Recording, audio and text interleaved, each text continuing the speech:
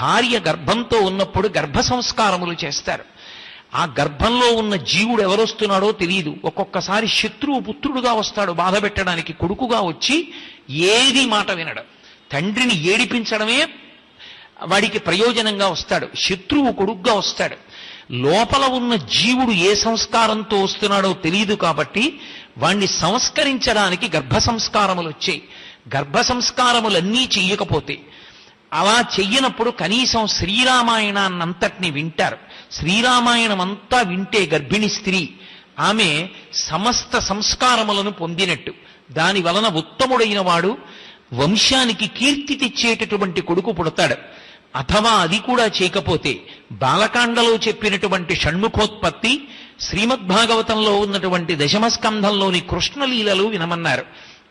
అవి రెండూ విన్నా కూడా ఉత్తముడైనటువంటి కుమారుడు జన్మిస్తాడు అని.